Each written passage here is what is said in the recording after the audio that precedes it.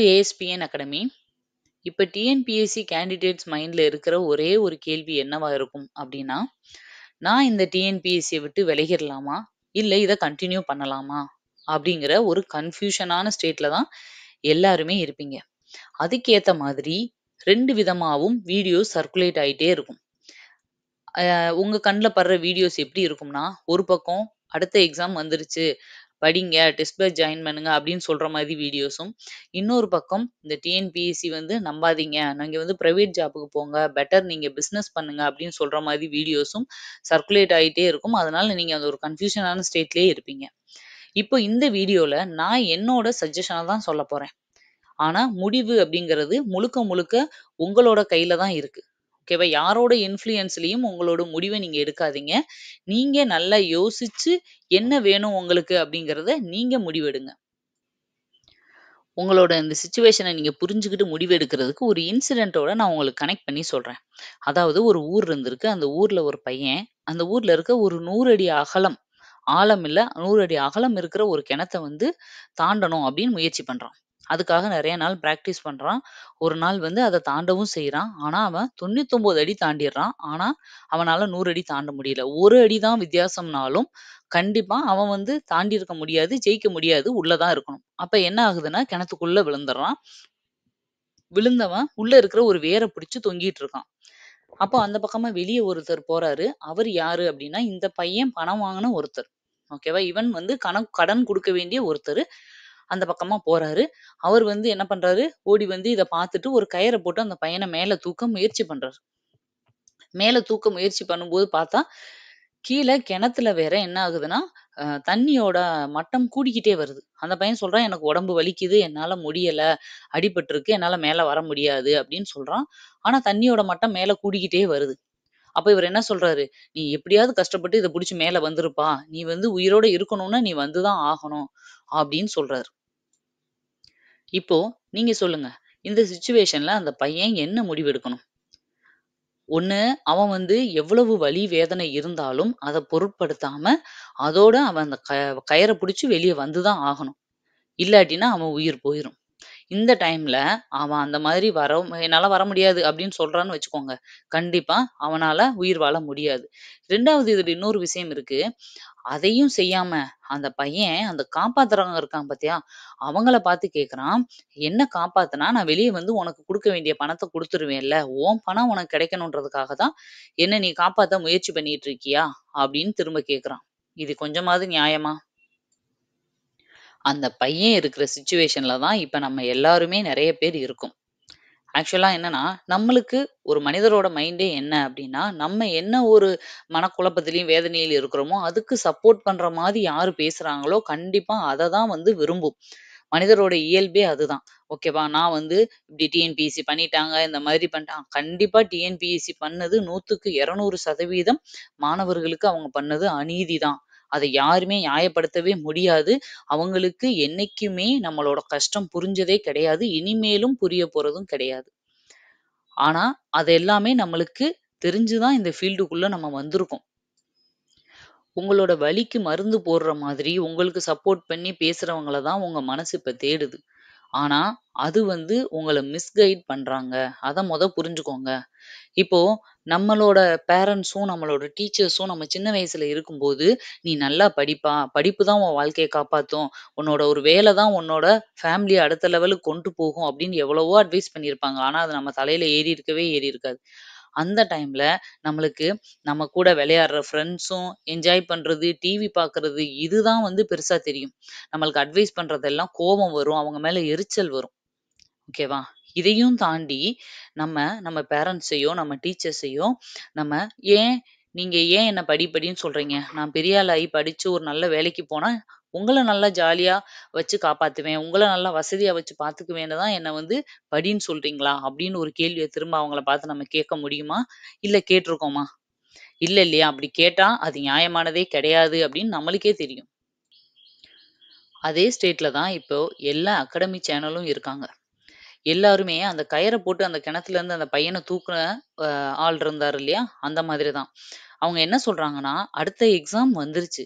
உனக்கு வந்து exam call for இல்ல. நீ ஃப்ரீயா இருக்கன்னா, தாராளமா நீ ரிலாக்ஸா இருக்கலாம். பாப்பா அந்த கிணத்துக்குள்ள இருக்க பையன், என்னால இப்போ முடியலன்னா, ஓகேப்பா ஒரு 10 நிமிஷம் அந்த கயிற புடிச்சு ரிலாக்ஸ் பண்ணிட்டு, அப்புறம் நீ மேல வான்னு கூப்பிடலாம். ஆனா, அதுக்கான சிச்சுவேஷன் இல்ல. அங்க தண்ணி வந்துட்டுருக்கு. எவ்வளவு வலி, வேதனை இருந்தாலும் நம்ம வெளிய வந்து தான் ஆகணும். அதே தான் இப்போ அகாடமி சேனல் எல்லாருமே சொல்றாங்க. உங்களுக்கு கஷ்டம் தான், மனசு வலி தான், வேதனை தான். ஆனா, அதுக்காக தேங்கியோ, தயங்கியோ நிக்கிற நேரம் இது கிடையாது. அதுக்காக நம்ம நாட்கள வீணடிக்க முடியாது. ஏன்னா, நம்ம வீணடிக்கிற ஒவ்வொரு நிமிஷமும், ஒவ்வொரு நாளும் யாரோ ஒருத்தர் நம்மளோட காம்படிட்டர் இன்னொரு பக்கம் பிரிப்பரேஷன் பண்ணிக்கிட்டு தான் இருக்காங்க. என்ன விட 1 மார்க் அவங்க எக்ஸ்ட்ரா வாங்கிட்டாலும், அவங்க தான் அடுத்த வருஷம் வேலைக்கு போப்போறாங்க. நான் அடுத்த வருஷமும் இதே வலி, வேதனையோட தான் நான் இருக்க போறேன். அதனால நீங்க உ வலி, வேதனையெல்லாம் இருந்தாலும், அதோட நீ இத தாண்டி இந்த 2 மாசத்த எப்படியாவது கிளியர் பண்ணி வந்துரு அப்படின்றத தான் அவங்க வந்து உங்களுக்கு புரிய வைக்க பார்க்குறாங்க. அத நீங்க ஃபர்ஸ்ட்டு புரிஞ்சுக்கணும். அவங்கள திரும்ப மறுபடியும், "உனக்கு என்ன அடுத்த டெஸ்ட் பேட்ச் ஸ்டார்ட் பண்ணணுமா? உனக்கு பணம் வேணுமா? அதுக்காக தான் நீ இப்படி பண்றியா?" அப்படின்னு சொல்லி ஹர்ட் பண்றதுனால எந்த ஒரு விஷயமும் நடக்க போறதில்ல. டிஎன்பிஎஸ்சி எதுவும் மாறப்போறது கிடையாது. நீங்க நல்லா பார்த்தீங்கன்னா, டிஎன்பிஎஸ்சி எப்பயுமே இதவே தான் பண்ணிட்டு இருக்காங்க. எந்த வருஷத்துல தான் பிரச்சனை வரல சொல்லுங்க? டிஎன்பிஎஸ்சி போன வருஷம் குரூப் 2 மெயின்ஸ் எழுதுனாங்க. அந்த வருஷத்துல என்னாச்சு? கொஸ்டின் பேப்பர் எல்லாமே அவுட் ஆயிருச்சு. ஒரு எக்ஸாம் ஹால்ல முழுசா கொஸ்டின் பேப்பர் லீக் ஆயிருச்சுன்னாங்க. இன்னொரு எக்ஸாம் ஹால்ல உள்ளேயே புக்கு, ஃபோனு எல்லாத்தையும் வச்சு எக்ஸாமே எழுதுனாங்கன்னு ஒரு பொண்ணு வெளிய வந்து கதறி அழுதுச்சு. மீடியா முன்னாடி ஆ ஃபேஸ வந்து ரிவீல் பண்ணி அந்த பொண்ணு சொல்லுச்சு. "என்னோட ஹால்ல இத்தன பேர் எழுதுனாங்க. என்கிட்ட ஃபோனயும் எதுவுமே இல்லாதனால நான் மட்டும் எழுத முடியல. அப்ப அவங்களும் நானும் எப்படி ஒண்ணாக முடியும்? ஆ இதுக்கு நியாயம் வேணும்னு போராட்டம் பண்ணுச்சு." ஆனா எதையுமே நடக்கல. அதே மாதிரி அவங்க எதையுமே கண்டுக்காம, அ ஆன்ஸர் கீ போட்டாங்க, போஸ்டிங் போட்டாங்க. அடுத்த லெவல் எக்ஸாம் போய்க்கிட்டே இருக்கிறாங்க டிஎன்பிஎஸ்சி. அதே மாரி அதுக்கு முந்தின வருஷம் குரூப் 4ல என்னாச்சு? அவ்ளோ பெரிய எக்ஸாம் அந்த கொஸ்டின் பேப்பர் கொண்டு போன கண்டெய்னர் லாரியவே மடக்கி, உள்ள இருந்த ஓஎம்ஆர் ஷீட் எல்லாம் எடுத்து கரெக்ஷன் பண்ணாங்க அப்படின்னு ப்ரூஃபோட வந்து சப்மிட் பண்ணாங்க. அப்படி இருந்தும் ஒண்ணுமே நடக்கல. இதே மாதிரி வருஷம் வருஷம் ஏதாவது பண்ணிக்கிட்டே தான் இருப்பாங்க. இந்த டிஎன்பிஎஸ்சிக்கு வந்து மாணவர்கள் மேல முழுசா அக்கறையே கிடையாது. ஆனா, இந்த அக்கறை இல்லாத விஷயம் வந்து ஒரு மாணவர்கள், ஒரு குறிப்பிட்ட சார்ந்த மாணவர்கள் மேல மட்டும் டிஎன்பிஎஸ்சி வைக்கல. அவங்க எல்லார் மேலயும் இதே பிரச்சனைய தான் திணிக்கிறாங்க. அப்போ எக்ஸாம் எழுதுற எல்லாருக்கும் இதே ப்ராப்ளம் தான். அப்ப எல்லாரும் இந்த மாரி ஒரு இக்கட்டான சூழ்நிலையில தான் எக்ஸாம் எழுதுறாங்க. என்ன படிக்கிறதுன்னே தெரியல. உண்மதான். ஒத்துக்கிறேன் நானு. ஆனா நம்மளோட சிச்சுவேஷன் என்ன அப்படிங்கிறத இப்ப நம்ம சொல்லிட்டோம். கண்டிப்பா இந்த இவ்ளோ நாள்ல நம்ம வந்து என்னென்ன அவங்கட்டலாம் சொல்ல முடியுமோ நம்ம ட்வீட் பண்ணினோம், கால் பண்ணோம், மெயில் போட்டுருக்கோம்.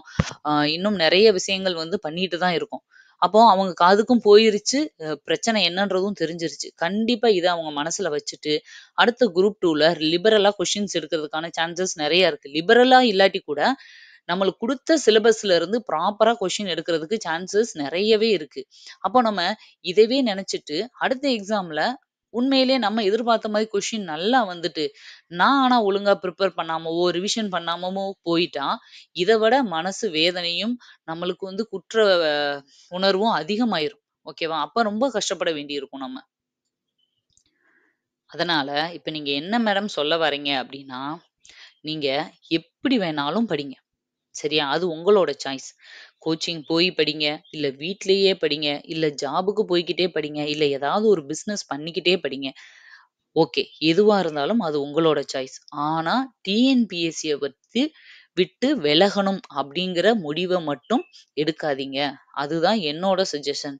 ஏன்னா, டிஎன்பிஎஸ்சிய சக்சஸ் பண்றதுக்கான ஃபர்ஸ்ட் குவாலிஃபிகேஷன் என்னன்னு நெனைக்கிறீங்க? டிகிரி ஸ்டாண்டர்ட்ன்னு நெனைக்கிறீங்களா? கிடையாது. கன்சிஸ்டன்சி. யாரால எல்லா சூழ்நிலையிலயும், எல்லா பிரச்சனைகளையும் தாண்டி கன்சிஸ்டன்சியா அந்த ஃபீல்டுல நிக்க முடியுமோ, அவங்க அந்த ஃபீல்ட ஜெயிக்கிறாங்க. அது டிஎன்பிஎஸ்சிக்கு மட்டும் கிடையாது. நீங்க நினைக்கிற பிசினஸா இருக்கலாம், நீங்க போற பிரைவேட் ஜாபா இருக்கலாம், இல்ல எதுவா இருந்தாலும். அதுல எத்தனையோ பிரச்சனைகள் வரதான் செய்யும். அத தாண்டி அதுல யாரு ஸ்டேபிளா நிக்கிறாங்களோ, அவங்க தான் ஜெயிக்கிறாங்க. நீங்க கேட்டு பாருங்க, எந்த பிசினஸ்ல பிரச்சனை வரல? எந்த ஒரு இதுல வந்து யாரு எடுத்த உடனே அப்படியேவும் வெற்றி, வெற்றி, வெற்றின்னு போனவங்க யாராவது இருக்க முடியுமா? டிஎன்பிஎஸ்சில மட்டும் தான் பிரச்சனை வருதா? நம்ம எங்க போனாலும் இந்த பிரச்சனைகள் நம்மள தொரத்திக்கிட்டு தான் இருக்கும். அதுல அத எப்படி ஃபேஸ் பண்ணி அத ஜெயிக்கணும் அப்படிங்கிறத தான் நம்மளுக்கு வந்து நம்மளோட சக்சஸே இருக்கு. சின்ன வயசுலேருந்து நம்மள அதத்தான் ட்ரெயின் பண்ணுவாங்க. சரியா? அதே மாதிரி இப்போ வந்து உங்கள வேலைக்கு போக வேண்டாம். நீங்க டிஎன்பிஎஸ்சிக்கு படிக்க வேண்டாம். வெளிய வேலைக்கு போங்கன்னு கைட் பண்றவங்க, ஒரு கட்டத்தில எக்ஸாம் பாஸ் பண்ணி வேலைக்கு போயிடுறாங்கன்னு வச்சுக்கோங்க. என்ன பண்ணுவீங்க? அப்ப அவங்கட்ட போய் நீங்க ஏன் வேலைக்கு போனீங்க? அப்படின்னு நம்மனால கேட்க முடியுமா? முடியாது இல்லையா? அதனால நீங்க ஒருத்தர் சொல்றத நம்பி முழுசா ஒரு ஃபீல்ட விட்டு வெளிய வர்றது அப்படிங்கிறது வந்து என்ன பொறுத்தவரைக்கும் சரியான முடிவு கிடையாது. ஒண்ணும் இல்ல. இந்த கொரோனா டைம் வந்துச்சு இல்லையா? இப்போ இந்த கொரோனா டைம் மாரி ஒரு பெரிய இக்கட்டான ஒரு மோசமான சிச்சுவேஷன் யாருமே ஃபேஸ் பண்ணியிருக்க மாட்டோம். அந்த டைம்ல எல்லாரும் நம்ம வாழ்க்கையவே வெறுத்து போயி, "என்ன இவ்ளோ பெரிய நோய் வந்துருச்சு, எப்ப வேணாலும் உயிர் போயிரும்" அப்படின்ற பயந்து, எல்லாருமே "எனக்கு இந்த வாழ்க்கையே வேணாம்" அப்படின்னு சொல்லி, நான் லைஃபயே விட்டுர்றேன் அப்படின்ற முடிவுக்கு போனோமா? இல்ல இல்லையா? எப்படியாவது அந்த சிச்சுவேஷன தாண்டி நம்ம சர்வை பண்ணணும்னு எவ்வளோ போராடினோம். ஓகேவா? நான் அப்போ இருந்த அந்த லாக்டவுன்லேலாம் இது நார்மலா நம்ம லைஃப் மாறுமா? நார்மலான பழைய வாழ்க்கைக்கு திரும்ப முடியுமா? அப்படின்னு யாராலயும் சொல்ல முடியாத சிச்சுவேஷனையும் ஃபேஸ் பண்ணி வந்தோம் இல்லையா? அதெல்லாம் பார்க்கும்போது, இந்த மாதிரி பிரச்சனைகள்லாம் வந்து ரொம்ப சாதாரணமான ஒண்ணு.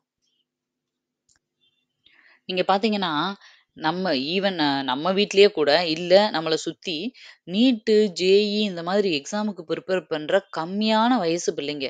இப்ப எல்லாம் 10 வயசுலேருந்தே இந்த நீட், ஜேஇ கோச்சிங் எல்லாம் ஸ்டார்ட் பண்ணிடுறாங்க. அதுக்காக அவங்க எவ்வளோ எஃபோர்ட் போடுறாங்கன்னு தெரியுமா? சாட்டர்டே, சண்டேன்னு பார்க்காம படிக்கிறாங்க.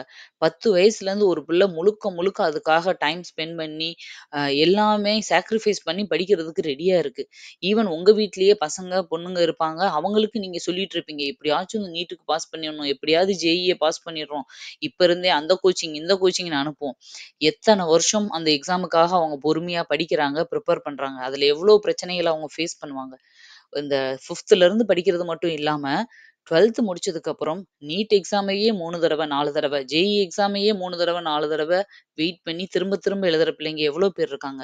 அவங்ககிட்ட இருக்கிற ஒரு மன உறுதி உங்ககிட்ட கிடையாதா? உங்களுக்கு அது இல்லன்னும்போது, நீங்க எப்படி உங்க பிள்ளைங்களுக்கு ஒரு ரோல் மாடலா இருப்பீங்க? ஒரு இதுல நான் வந்து என்னால சக்சஸ் பண்ண முடியல அப்படின்ற உடனே, நான் அத விட்டுட்டு வெளிய வந்துர்றேன் அப்படின்னு. நீங்க சொல்லலாம், மேடம் அது வந்து என் மேல பிரச்சனை இருந்தா நான் வந்து யோசிக்கலாம். திரும்ப திரும்ப முயற்சி பண்ணலாம். ஆனா இது ஃபுல்லா டிஎன்பிஎஸ்சி மேல நம்பிக்கை போயிருச்சு. நாங்க எப்படி எழுதுறது அப்படின்னு. எல்லாமே இதே மாதிரி தான். நீட் எக்ஸாம்ல பிரச்சனைகள் நடக்கலையா? ஜேஇ எக்ஸாம்லாம் நடக்கலையா? இது மட்டும் இல்ல. சென்ட்ரல் கவர்ன்மென்ட் எக்ஸாம் எல்லாத்துலயுமே பிரச்சனைகள் வருது. வருஷம் பூரா எத்தனையோ இடங்கள்ல மணி குடுத்து போறாங்கன்ற ஒரு ரூமர் இருக்கு. இது எதையுமே நம்ம வந்து ப்ரூவ் பண்ண முடியாது. எல்லாத்தையும் தாண்டி வேலை வாங்குறவங்க சக்சஸ் ஸ்டோரீஸ் எவ்வளவோ நம்ம பார்த்துருக்கோம். அத தான் நம்ம வந்து நம்மளுக்கு மோட்டிவேஷனா எடுத்துக்கணுமே தவிர, இந்த பிரச்சனைகள், ஃபெயிலியர்ஸு அதுலருந்து வெளிய வந்தவங்க, இவங்களவே நம்ம அதிகமா வந்து பார்த்துக்கிட்டே இருந்தோம் அப்டின்னா, நம்ம அடுத்த கட்டத்த நோக்கி போக முடியாது. ஏன் நான் வந்து கவர்மெண்ட் ஜாப் தான் போணுமா? நான் பிரைவேட் போக்கூடாதான்னா, தாராளமா நீங்க போலாம். உங்களுக்கு வந்து இத விட நல்ல பிசினஸ் இருக்கு. நல்லா பிசினஸ் பண்ணி நீங்க போக முடியும்ன்னும்போது, அது இத விட இன்னும் எவ்வளவோ பெட்டர் தான். நான் இல்லன்னே சொல்ல மாட்டேன்.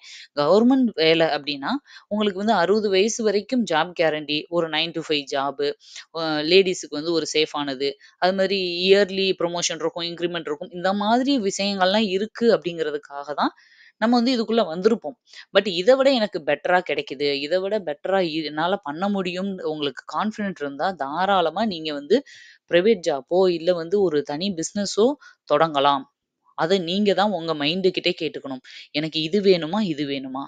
கன்ஃப்யூஸ் ஆகாதீங்க. நீங்க எந்த ஒரு ஆளுகிட்டயும் சஜஷன் உங்க சுத்தி இருக்கவங்ககிட்ட கேட்டுக்கிட்டே இருக்காதீங்க. நீங்க ஒரு இடத்துல உட்கார்ந்து தனியா யோசிங்க. எனக்கு இது வேணுமா? இது வேணுமா? என்னால எதுல வந்து ஸ்டேபிளா இருக்க முடியும்? ஏன்னா, எங்க போனாலும் நீங்க எது ஆரம்பிச்சாலும், பிரைவேட்டா வேலைக்கு போனாலும், அங்கேயும் பிரச்சனைகள் வரத்தான் செய்யும். எல்லாத்தையும் ஃபேஸ் பண்ற மைண்ட் செட் மட்டும் தான் இதுக்கு ஒரே சொல்யூஷனா இருக்க முடியும். நீங்க ஒரு இடத்துல பிரச்சனை வந்தோனே, அத விட்டுட்டு இன்னொரு இடம். அங்க பிரச்சனை வந்தோனே, அத விட்டுட்டு இன்னொரு இடம்னு ஸ்கிப் ஆயிட்டே இருந்தீங்கன்னா, எந்த இடத்துலயுமே உங்கனால கன்டினியூஸா சர்வை பண்ணவே முடியாது. எதுலயுமே சக்சஸும் பண்ண முடியாது.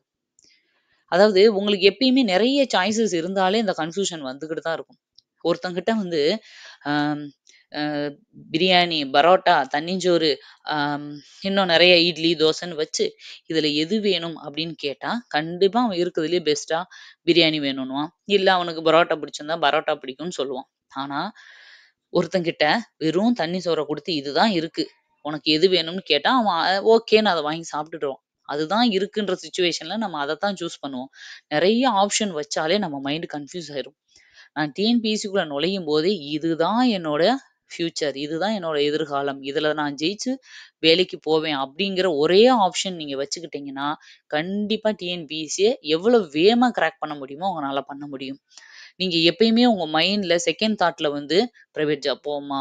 பிசினஸ் பண்ணுவோமா? வெளிய வந்துருவோமான்ற எண்ணம் வச்சுக்கிட்டே ஒரு 2, 3 ஆப்ஷன் வச்சுக்கிட்டே இருந்தீங்கன்னா, உங்க மைண்ட் அத வந்து பெஸ்ட்டா நெனைக்க வச்சுரும். ஓகேவா? அதனால நான் என்ன சொல்றேன்னா, ஆப்ஷன்ஸ விட்டுருங்க. இதுதான் என்னோட ஃபோக்கஸ் அப்படின்னு நெனச்சு, நீங்க இதுல கன்டின்யூ பண்ணுங்க.